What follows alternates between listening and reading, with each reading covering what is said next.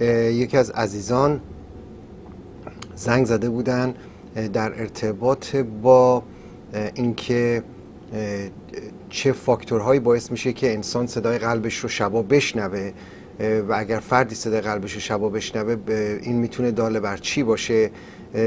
پرسیده بودن به طور کلی این که آدم شبا صدای قلبش رو بشنوه میتونه یافته فیزیولوژیک یا یافته کاملا عادی باشه، الزاماً داله بر بیماری نیست.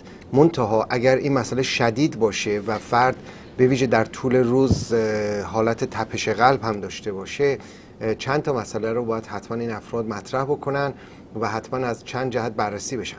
یکی این که فشار خون این افراد ممکنه بالا باشه، یکی اینی که ممکنه که این افراد دچار نارسایی دریچه آئورت باشن در قلب، یکی این که این افراد ممکنه که پرکاری تیروئید داشته باشن، یکی این که این افراد ممکنه که دچار کمخونی به ویژه کمبود آهن باشن. اینها فاکتورهایی هستش که احتمال این که انسان صدای قلبش رو بشنوه بیشتر میکنه.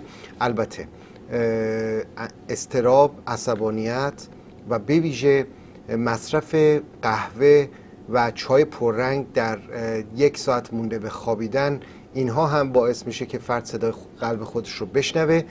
افرادی که صدای قلبشون رو میشنون در خواب و این اذیتشون میکنه و بعضی مواقع باعث میشه که نخوابن راحت، توصیه من به این افراد این هستش که هیچ وقت روی سمت چپ قلبشون روی سمت چپ نخوابن.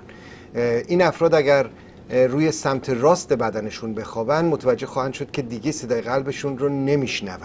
اکثر افرادی که صدای قلبشون رو میشنون افرادی هستن که یا تاقواز میخوابن یا روی شکم میخوابن و یا روی سمت چپ میخوابن، یه پهلو سمت چپ.